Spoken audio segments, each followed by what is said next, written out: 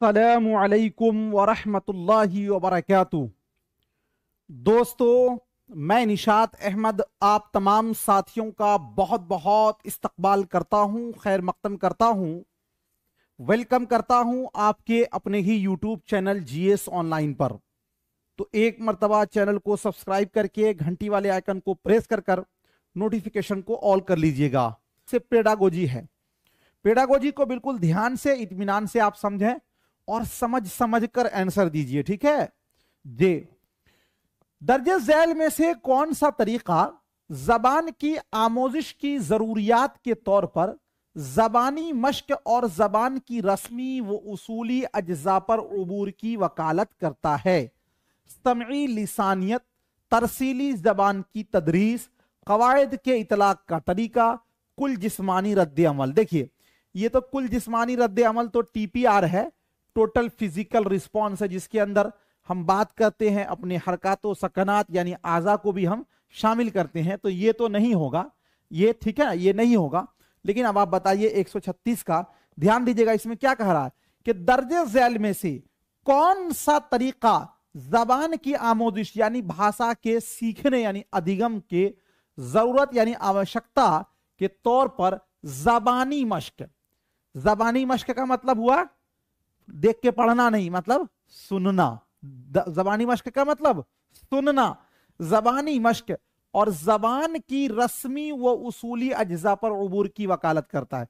तो जबानी मश्क क्या होगा? सुनिएगा या बोलिएगा। तो ये साथियों क्या होगा आपका? समई लिसानियात। सिमा का मतलब होता है सुनना। तो चूंकि जबानी मश्क है तो इसीलिए ये किस पर फोकस करता है? समई लिसानियात पे, ठीक है। ऑप्शन नंबर जो है ए वाला आपका राइट हो जाएगा। अगला क्वेश्चन है आपके स्क्रीन पर इसको देखिए और फिर आंसर देने की कोशिश करेंगे। 137 नंबर क्वेश्चन है कि 7वीं जमात का तालिबे इल्म 4 जबानें कौन कौन सी जबान जानता है? तो 1 नंबर में कन्नड़, दूसरा मराठी और तीसरा हिंदी और चौथा अंग्रेजी। ये 4 जबान वो बोल सकता है। यानी एक बच्चा है 7वीं क्लास का, वो 4 जबानें कन्नड़, मराठी, हिंदी और अंग्रेजी बोल सकता है। वह अपने वालिदैन से बात करते हुए चारों जबानों को बआसानी क्या करता है? इस्तेमाल करता है। यानी जितने ये चारों जबान जो है इसको बहुत आसानी से वो इस्तेमाल करता है। किससे बात करते हुए? वालिदैन से। और स्कूल में सिर्फ हिंदी, कन्नड़ और अंग्रेजी बोलता है क्योंकि उसके असातिज़ा और अहबाब सिर्फ यही जबानें जानते हैं। इस अमल को क्या कहेंगे? देखिए, एक बच्चा है वो 4 जबान जानता है, माँ बाप से चारों जबान में वो बात कर लेता है, लेकिन स्कूल में जाता है तो 3 जबान बोलता है। इसको क्या कहेंगे? मादराए जबान सलाहियत। ये मादराए जबान सलाहियत का मतलब होता है मादरी जबान का सलाहियत, है ना, मातृभाषा जिसको बोलते हैं। कोड मिलाना, कोड बदलना, बैन लिसानी। देखिए, ये असल में ये पिछली बार जो क्वेश्चन पूछा गया था उसमें ये कोड मिलाना, कोड बदलना, कोड मिलाना को उसमें कहा गया था कोड मिक्सिंग। क्या कहा गया था? Code mixing.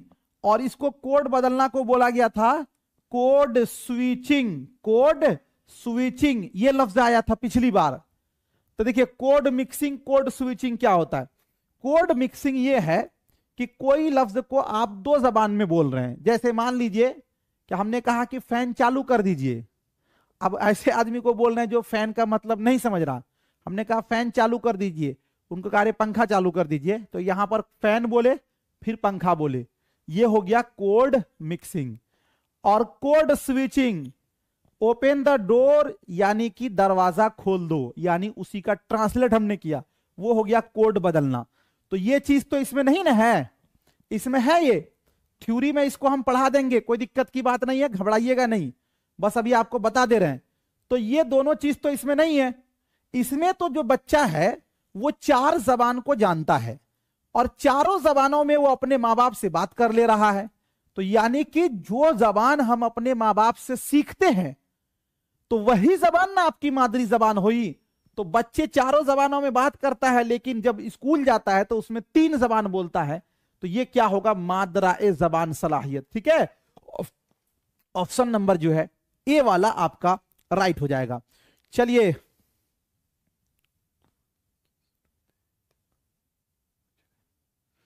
ठीक है,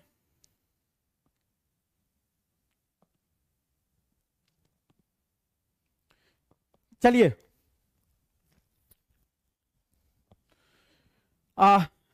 उसके बाद अगला क्वेश्चन है आपके स्क्रीन पर 138 नंबर में।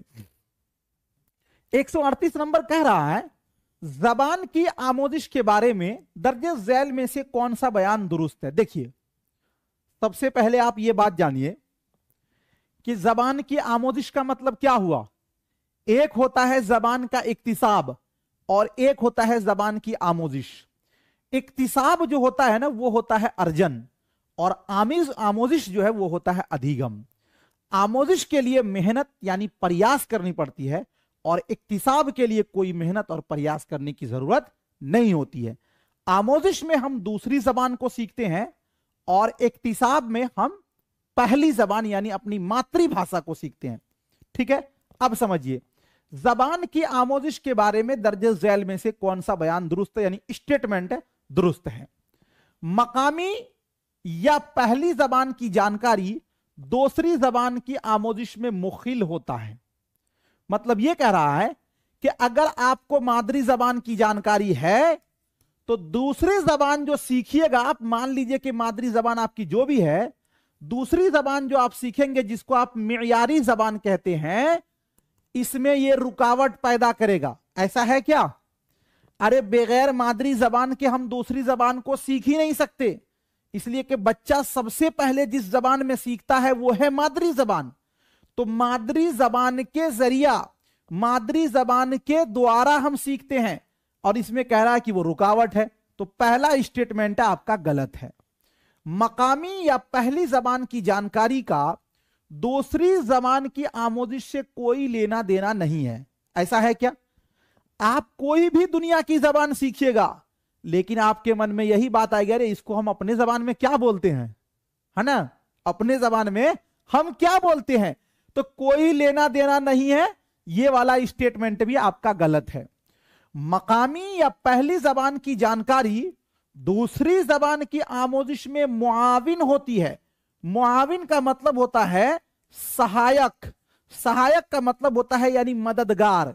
सही बात है कि जब आप किसी दूसरी जबान को सीखते हैं तो वहां पर पहली जबान यानी आप अपनी मातृ जबान के जरिया उस जबान को और भी बेहतर ढंग से सीख सकते हैं। तो ये ऑप्शन नंबर जो है सी वाला आपका क्या हो जाएगा, राइट हो जाएगा। ऑप्शन नंबर सी वाला राइट हो जाएगा। आप एग्जाम हॉल में जाना ना, पैराग्राफ को हल कर देना, बाकी इसमें से आप 10 क्वेश्चन को सही कर दो बिल्कुल कंठस्थ करके। 15 क्वेश्चन सही करना है ना, 10 को कर दीजिए, 25 आपका आ जाएगा। इसी तरह आपका नंबर जुटेगा।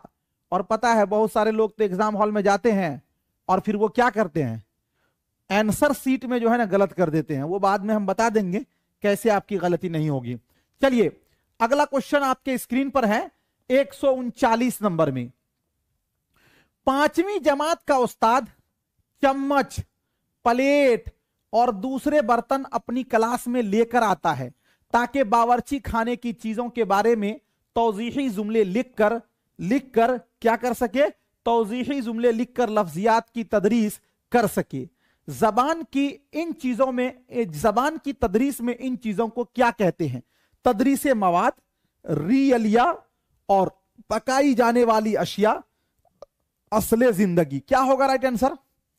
जी, यानी 5वीं जमात का एक उस्ताद है, वो घर से जो है ना चम्मच ले आया, प्लेट ले आया और बर्तन ले आया। क्यों ले आया? कि हम बच्चे को बताएंगे कि चम्मच, प्लेट, बर्तन से हम जो है बावर्ची खाना में जो खाना बनाते हैं ये क्या है।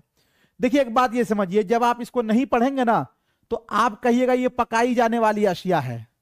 चम्मच, प्लेट, बर्तन पकता है कि उसके जरिए हमने पकाते हैं, ये गलत है, समझिएगा। जब उस्ताद घर से कोई सामान ले आए और उसको किस लिए लाया जाए, आपके मिसाल देने के लिए। ये 2021 से ये क्वेश्चन पूछा जा रहा है अलग अलग पैटर्न पे। जब उस्ताद अपने घर से कोई सामान लाए, जैसे झाड़ू लाए, कलम लाए, पेन लाए, चम्मच लाए, कुछ भी ले आए जिससे आपको मिसाल देने के लिए, उसको बोलते हैं रियलिया। रियलिया ये इंग्लिश का लफ्ज है जिससे रियलिटी नहीं बोलते हैं। अरे रियल में सही बात है, सच में सही बात है, यानी सच वही रियल, यानी इंग्लिश को उर्दू रस्मुल खत में लिखा गया है। तो ये क्या है, चूंकि उस्ताद ने अपने घर से लाया है, इसको बोला जाएगा साथियों रियलिया। असल में ये रियल, रियल माने सच नहीं बोलते, रियल में सही बोल रहे हो, क्लास हो रही है, तो ये आपका रियलिया लफ्ज है। क्या होगा, रियलिया होगा। चलिए उसके बाद आगे है आपके स्क्रीन पर है 140 नंबर क्वेश्चन में तौजीही मुताला मालूमात क्या है। तौजीही मालूमात क्या है, देखिए तौजीही लफ्जों पर गौर कीजिए। तौजीही का मतलब होता है वजाहत, और वजाहत का मतलब हुआ डिटेल, वजाहत का मतलब डिटेल। तो तौजीही मालूमात क्या है, जबान में लफ्ज के तलफ्फुज को जानना, कवायदी मशकों के बारे में जानना, कवायदी मशकों में गलतियों को पहचानने की तरीकों के बारे में जानना, कवायदी मशक को बरतने के तरीकों के बारे में जानना। देखिए सबसे पहले तौजीही मुताला में आप एक चीज ये समझ लें कि साथियों तौजीही का मतलब हुआ डिटेल में, जबान में लफ्ज के तलफ्फुज ये तौजीही में नहीं होगा, बल्कि कवायदी मशकों के बारे में जानना, कवायदी मशकों के बारे में जानना, यह कहलाता है तौजीही मुताला। ठीक है, ऑप्शन नंबर जो है बी वाला राइट हो जाएगा। सर मेरा प्रॉब्लम को नहीं हल करते हैं, क्या हल करना है problem, what is the meaning of मवाद। भाई लिखो तो कम से कम उर्दू में तो लिखो, अब इंग्लिश में लिख रहे हैं, बड़ी मुश्किल की बात है। मवाद का मतलब क्या हुआ, मवाद जे। चलिए एक ऐसा मौका है जहां तलबा जेरे गौर मौजू के मुखालिफ तनाजुर से वाकिफ कराया जाता है ताकि वो बेहतर अंदाज में क्या कर सके भाई, समझ सकें, बेहतर अंदाज में समझ सकें। और उसके बाद आगे है बेहतर अंदाज में समझ सकें, यह इस अमल के जरिए तलबा में किस चीज को फरोग दिया जाता। अब समझिएगा जे, एक ऐसा मौका है जहां तलबा को जेरे गौर मौजू के मुखालिफ तनाजुर से वाकिफ कराया जाए, मतलब जो मौजू दिया जाए ना उसका ऑपोजिट से उसको हम क्या करें जी, बतलाएं, ताकि वो बेहतर अंदाज में समझ सके ये उस अमल के जरिए तलबा में किस चीज को फरोग दिया जाता है। तनकीदी तजजिया, अमल पर मबनी तरीक़े तदरीस, तनकीदी और खानदगी का फरोग। सबसे पहले आप ये समझिए, मान लीजिए कि एक कोई टॉपिक आपको दिया गया और उस टॉपिक का पॉजिटिव पहलू और निगेटिव पहलू, यानी पॉजिटिव पहलू और निगेटिव दोनों पहलू पर अगर आपको यह कराया जाए, इसको क्या कहेंगे। देखिए एक चीज आप जानते हैं, आलोचना करना। आलोचना का मतलब क्या होता है, आलोचना का मतलब होता है कमी, यानी निगेटिव पहलू। उसी को उर्दू में बोलते हैं तनकीद, नहीं बोलते हम आप पर तनकीद करते हैं, अरे वो बड़ा तनकीद निगाह, यानी उसके निगेटिव वाले पहलू को बयान करता है। अब यहां पे समझिएगा, एक ऐसा मौका जहां तलबा को जेरे गौर मौजू, यानी जो मौजू जो टॉपिक दिया गया उसके मुखालिफ तनाजुर यानी उनके मनफी पहलू से वाकिफ कराया जाता है ताकि वो बेहतर अंदाज में समझ सकें ये उस अमल के जरिए तलबा में किस चीज को फरोग दिया जाता। यानी कोई टॉपिक है उसका निगेटिव पहलू क्या है उसके बारे में भी आपको बतलाया जाता है। तो अगर हम ये बोले तनकीदी तजजिया, तजजिया का मतलब क्या होता है, तजजिया का मतलब होता है कंपैरिजन करना, तो ये चीज तो नहीं है। अमल पर मबनी तरीका ये भी नहीं होगा। तनकीदी और खानदगी, चूंकि पढ़ाई हो रही है इसमें खानदगी होगा, और तनकीदी और खानदगी, तनकीदी इसलिए आएगा कि साथियों ये आलोचना किया जा रहा है, यानी उसके निगेटिव पहलू पर भी गौर किया जा रहा है। 141 का ऑप्शन नंबर सी वाला आपका राइट हो जाएगा। अगला क्वेश्चन आपका है मादराए जबान क्या है। ये मादराए जबान यानी मातृभाषा क्या है जी। इसका मतलब जबान की तदरीसो आमोजिश में एक जबान से दूसरी जबान का सफर। एक होता है, और हिंदी में क्या बोलते हैं उसको मैं भूल रहा हूं, मुंतकिल जबान। एक जबान के जरिया सहारा लेकर आप दूसरे जबान को सीखते हैं, है ना, वो अलग चीज है। लेकिन यहां पे जो पूछा गया है कि मादराए जबान क्या है, इसका मतलब जबान की तदरीसो आमोजिश में एक जबान से दूसरी जबान का सफर। इसका मतलब यह समझना कि जबानें वक्त के साथ कैसे बदलती है, क्लासरूम में माखज के तौर पर एक से जायद जबानों को बरतने की तदरीसियाती अमल को कहते हैं। यह तालीम में जबान की पॉलिसी से मुताल्लिक है, जिसमें बताया जाता है कि स्कूल में कितनी जबानें पढ़ाई जाती हैं। चलिए बताइए क्या होगा 142 नंबर क्वेश्चन का। देखिए आप समझें, जब आप जाते हैं क्लासरूम में पढ़ाने के लिए, तो वहां पर आप किस चीज को फॉलो करते हैं? एनसीएफ 2005 को फॉलो करते हैं। एनसीएफ 2005 इस बात पर फोकस करता है कि हमें जो बच्चे को पढ़ाना है वो से लिसानी फॉर्मूला से पढ़ाना है। से लिसानी फॉर्मूला में 3 भाषा रखा गया है, तो इसमें जो सबसे पहला भाषा रखा गया है कि हमें बच्चे को मादरी जबान में पढ़ाना है। अब मादरी जबान किन की जबान? मान लीजिए कि एक आदमी यूपी का टीचर आके बिहार में बहाल हो गया और स्कूल में गया, कहां पर? ऐसे एरिया में गया, भोजपुर में चला गया जहां भोजपुरी बोली जाती है। अब एक बात बताइए, वो जो वहां कराया हरियाणा साइड के बगल का, यूपी का, तो क्या वो अपनी मादरी जबान पढ़ाएगा या यहां की मादरी जबान? तो यहां की मादरी जबान, बच्चों की मादरी जबान जी, इसलिए कि बच्चे उसमें जल्दी सीखेंगे। बात समझ रहे हैं? तो जी, अब ये हुआ मतलब कि हम जो है बच्चे को पढ़ाएंगे, जो वो मेरा जो आधार होगा, वो क्या होगा? आपका मादरी जबान। तो जो मादरी जबान है वो आधार है, तो गोया कि हम मादरी जबान को क्या मान रहे हैं? माखज, यानी यहीं से हमारा पूरा ये होगा। तो मादराए जबान क्या है? ये आप देखिए कि क्लासरूम में माखज के तौर पर, यानी हम इसी को असल मान के चलेंगे, एक से जायद जबानों को बरतने के तदरीसियाती अमल को ही क्या कहते हैं? मादराए जबान कहते हैं। ठीक है, ऑप्शन नंबर जो है सी वाला राइट हो जाएगा जे। उसके बाद यूपी वाले का नाम मालूम। चलिए अगला क्वेश्चन है 143 नंबर क्वेश्चन। ये क्वेश्चन सीटेड जो है लगातार 3 बार से पूछ रहा है, सेम क्वेश्चन जी। अब आप प्रीवियस ईयर क्वेश्चन करेंगे तो आपको देखने को मिलेगा 3 बार से ये क्वेश्चन पूछ रहा है। 143 में है कि दर्जे झैल में से कौन तरीका अमले जबान में अच्छे से लिखने की आमोजिश में शामिल है?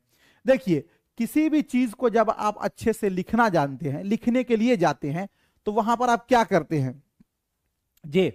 143 का साथियों बताइए, ध्यान दीजिएगा। जब भी हम किसी चीज को लिखने जाते हैं तो हम जो है 6 पहलू, मतलब 6 इसमें हम उसको 6 स्तर पर हम उसको लिखते हैं। सबसे पहले जो चीज को हम लिखने जाते हैं, या जो टॉपिक हमें मिला है, उस पर हम गौर खौज करते हैं। गौर खौज का मतलब यह हुआ कि हम सोचते हैं, विचार करते हैं कि यह टॉपिक सही है या गलत है। उसके बाद जब हम फैसला कर लेते हैं कि हमको इस पर लिखना है, तो फिर हम उसके निकात को हम यकजा करते हैं, यानी उसके पॉइंट को हम खोजते हैं। मान लीजिए कि आपको दे दिया कि भूकंप पर आप लिखिए कि बिहार में कब कब भूकंप आया। आप क्या करिएगा? अरे अच्छा, इस पर हम लिख सकते हैं कि नहीं लिख सकते हैं? तो सबसे पहले गौर खौज कीजिएगा। और जब आपको यह हो जाएगा तो उसके बाद फिर आप सर्च कीजिएगा, जितना माध्यम हो, नेट से हो, कहीं कहीं से किताब से हो, कि कब कब भूकंप आया था, कब कब क्या क्या हुआ। तो फिर उसको आप क्या कीजिएगा? खोजिएगा। तो निकात को यकजा कीजिएगा। उसके बाद आप क्या करेंगे? जब निकात को यकजा कर लेंगे डेट वाइज, तो आप एक खाका तैयार करेंगे कि पहले हम क्या रखें, उसके बाद हम क्या रखें, उसके बाद हम क्या रखें, यानी एक खाका तैयार कीजिएगा। और जब वो तैयार कर लीजिएगा तो फिर अपना एक मसौदा तैयार कीजिएगा आप।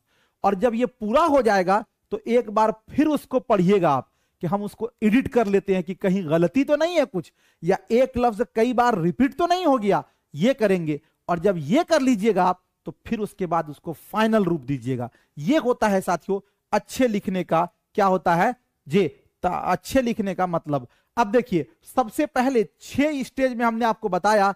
1 नंबर में आपका आएगा क्या? गौरो खौज, गौरो खौज आएगा, ठीक है। और दूसरे नंबर में जो आप देंगे वो देंगे निकात को यकजा करना, निकात को यकजा करना, यानी पॉइंट्स को इकट्ठा करना। और जो तीसरे नंबर में आपका होगा वो होगा आपका खाका तैयार करना। खाका तैयार करने का मतलब है कि जो आप लिखना चाहते हैं उसके बारे में तैयार करना। और जो चौथे नंबर में होगा उसके मतलब होता है मसौदा तैयार करना, यानी आप लिखेंगे। आप क्या करेंगे? लिखेंगे। 5वें नंबर में आप फिर उसको क्या करेंगे? एडिट करेंगे।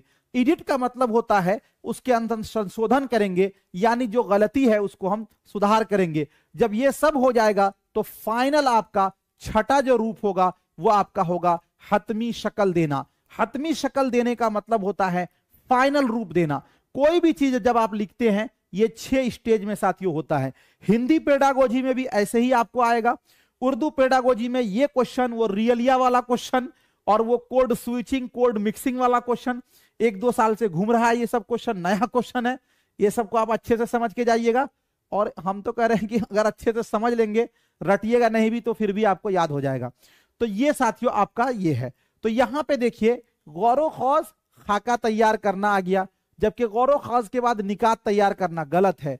गौरो खौज निकात तैयार करना ठीक है, निकात को यकजा करना ठीक है, और निकात यकजा करने के बाद खाका तैयार करना होना चाहिए। तो यहां पर दे रहा मसौदा तैयार करना, मसौदा खाका के बाद होगा, तो ये वाला भी आपका कट जाएगा। गौरो खौज निकात यकजा करना और उसके बाद फिर यहां पे दे रहा मसौदा तैयार करना, जबकि पहले होना चाहिए खाका तैयार करना, ये वाला भी कट जाएगा। जब हम 3 कट कर दिए तो चौथा ऐसे ही सही हो गया। गौरो खौज निकात यकजा करना, खाका तैयार करना, मसौदा तैयार करना, एडिट करना और हतमी शक्ल देना यानी फाइनल रूप देना। तो ये आपका क्या होगा, ऑप्शन नंबर जो है डी वाला आपका क्या हो जाएगा, राइट हो जाएगा। प्लीज एक मर्तबा वीडियो को लाइक कर दें आप लोग।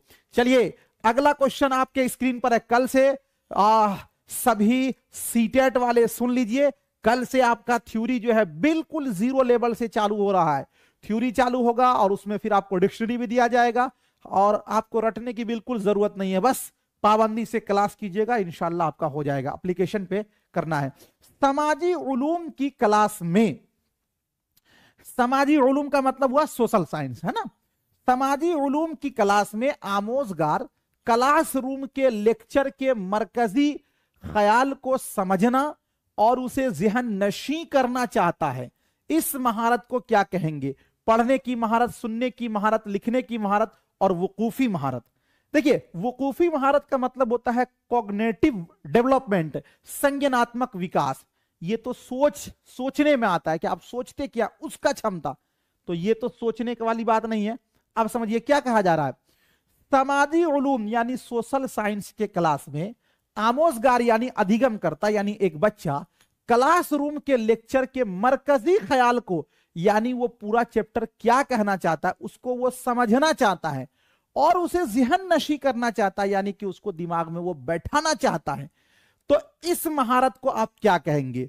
इस महारत को आप क्या कहेंगे? ध्यान दीजिएगा, लिखने की महारत तो नहीं होगा इसलिए कि यहां लिखने की कोई बात नहीं आ रही है, लेकिन लेक्चर के मरकजी ख्याल को कब समझेगा? तो मरकजी ख्याल को कब समझेगा? जब वो पढ़ेगा तब ना। मान लीजिए कि आपके पास हम एक टॉपिक दे दें, हम कहें कि इस पूरे का मरकजी ख्याल क्या है आप बयान कीजिए, तो उसको जब आप पढ़िएगा तब ना। तो वो क्या करना चाह रहा है? पढ़ने की महारत, पढ़ने की महारत, ऑप्शन नंबर ए वाला। मान लीजिए साथियों कि हमको नहीं आ रहा है, ये 1, 2, ये 3 और 4 तो ऑप्शन आप कभी नहीं लगाइएगा। अगर आप जानकार होइएगा तो कहिएगा कि 3 और 4 तो हो नहीं सकता।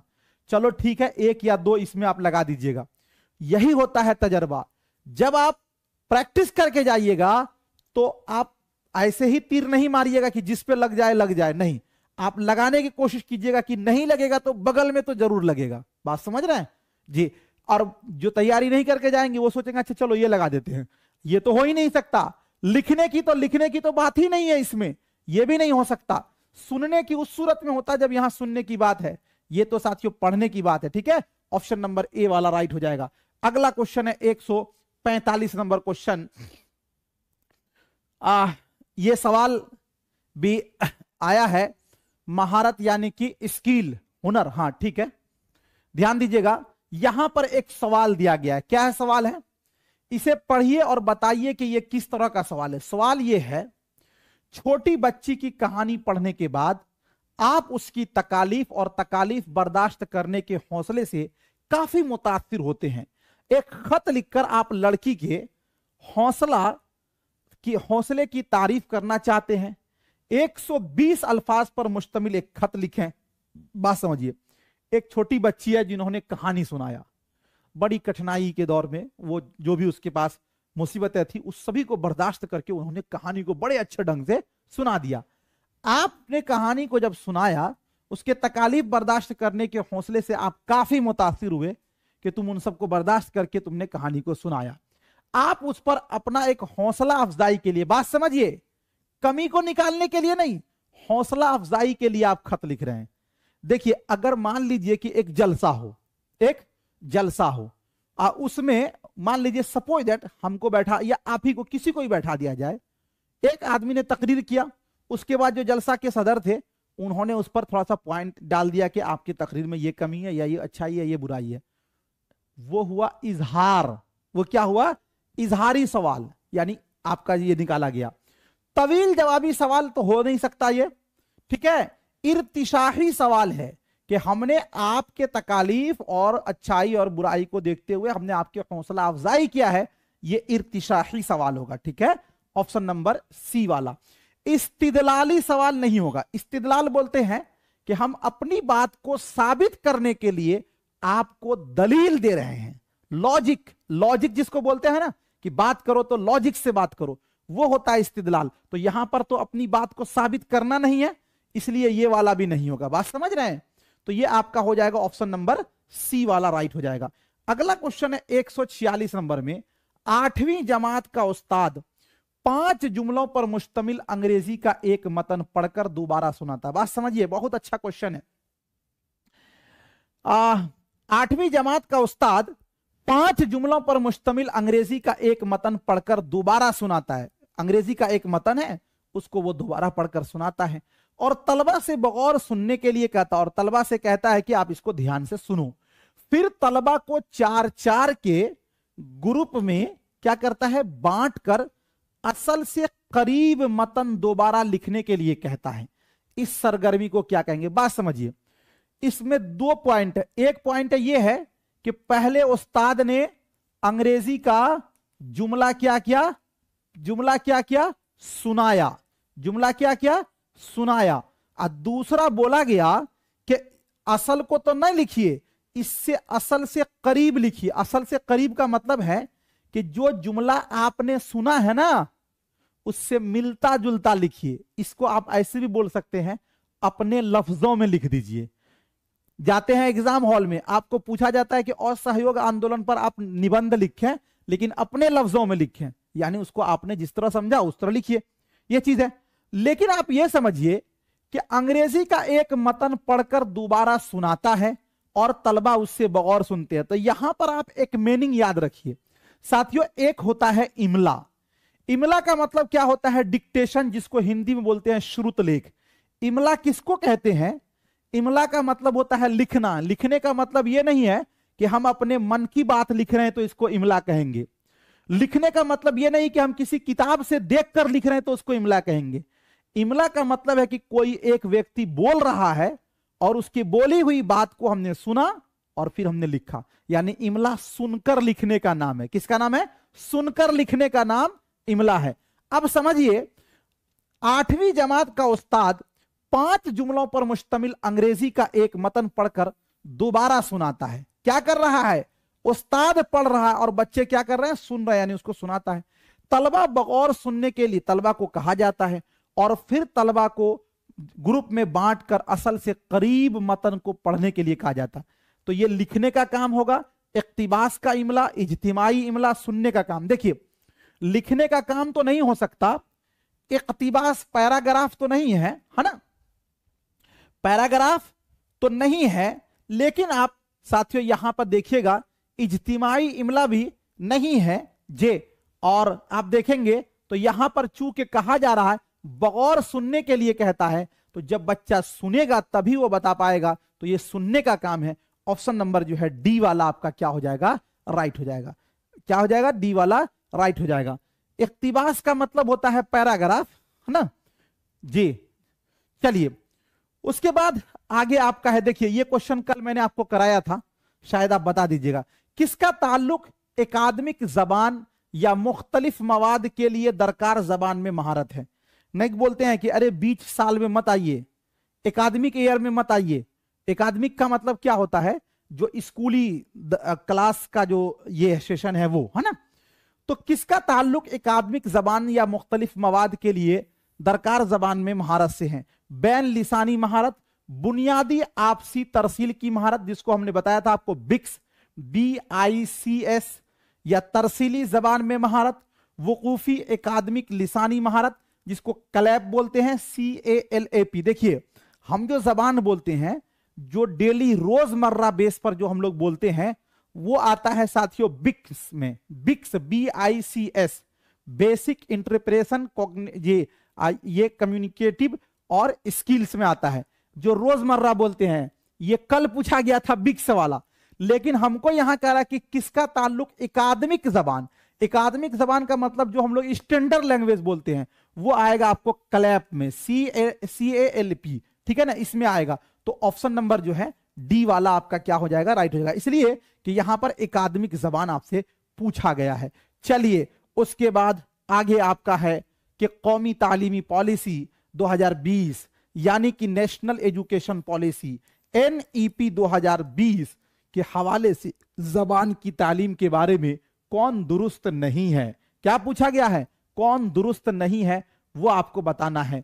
से लिसानी फार्मूले के तहत क्लास की जबान की तालीम, से लिसानी फार्मूले के तहत मादरी जबान या घर की जबान की तालीम, से लिसानी फार्मूले के तहत हिंदुस्तानी जबानों की तालीम, से लिसानी फार्मूले के तहत अंग्रेजी की बतौर जबान तालीम। चलिए कौन जो है NEP 2020 के हवाले से सही नहीं है? 148 का ध्यान दीजिएगा साथियों। सबसे पहले आप ये जानिए कि क्लास की जबान कौन सी जबान को कहते हैं। क्लास की जबान कौन सी जबान को कहते हैं? क्लास की जबान कौन सी जबान को कहते हैं? तो क्लास की जबान का मतलब होता है शास्त्रीय भाषा। क्या होता है? शास्त्रीय भाषा। शास्त्रीय भाषा का मतलब यह होता है वो भाषा जो जिसका अपना खानदान हो, जैसे कि आपका संस्कृत है, जैसे कि कन्नड़ है, जैसे कि मलयालम है, वो आपका शास्त्रीय भाषा है। लेकिन हिंदी और उर्दू जो है ना, ये शास्त्रीय भाषा नहीं है, ये क्लास की जबान नहीं है। यानी वो जबान जो जिसकी अपना मतलब खानदान हो, जो किसी और जबान से नहीं निकला हो। तो साथियों NEP 2020 में ये कहा गया है कि से लिसानी फॉर्मूले के तहत क्लास की जबान की तालीम, ये जो है ना गलत है। ठीक है, तो गलत को ही बताना था। ऑप्शन नंबर जो है ए वाला आपका क्या हो जाएगा, राइट हो जाएगा। ठीक है, चलिए 148 का क्या हो जाएगा आपका, ऑप्शन नंबर जो है ए वाला राइट हो जाएगा, बाकी सब सही है।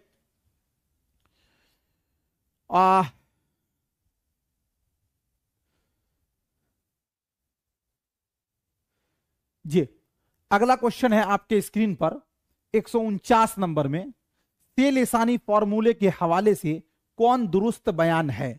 से लिसानी फॉर्मूले के हवाले से कौन दुरुस्त बयान है? तमाम बच्चे अपनी स्कूली तालीम का आगाज अंग्रेजी या घर की जबान में शुरू करते हैं और बाकी स्कूल मुकम्मल करते करते कम अज कम 2 और जबानें सीख लेते हैं। तमाम बच्चे अपनी स्कूली तालीम का आगाज अपनी रियासत की जबान में करते हैं और बाकी स्कूल मुकम्मल करते करते कम अज कम 2 मजीद जबानें सीख लेते हैं।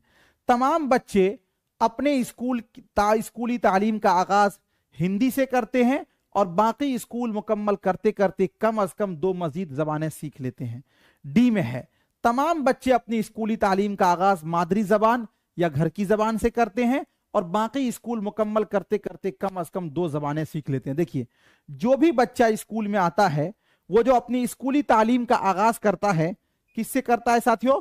तो वो मादरी जबान से करता है। तो यहां पर जो अंग्रेजी आ गया है ये गलत है, रियासत आ गया है ये गलत है, हिंदी आ गया है ये गलत है। लेकिन तमाम बच्चे अपनी स्कूली तालीम का आगाज मादरी जबान या घर की जबान से करते हैं और बाकी स्कूल मुकम्मल करते करते कम अज कम 2 मजीद जबानें सीख लेते हैं। ये बिल्कुल सही है। 149 का ऑप्शन नंबर जो है डी वाला आपका राइट हो जाएगा। ठीक है, अगला क्वेश्चन देखते हैं 150 नंबर में, आमोजशी माहसल की कोशिश होती है कि आमोजगार को इस काबिल बनाते हैं कि वो, आमोजशी माहसल की कोशिश होती है कि आमोजगार को इस काबिल बनाते हैं कि वो काबिल कदर अंदाज में कवायदी मालूमात हासिल करे, काबिल कदर अंदाज में महारतें हासिल करे, तमाम महारतों की आमोजिश की अकल तरीन सतहें हासिल करे, काबिल कदर अंदाज में लिसानी अनासिर को हासिल करे।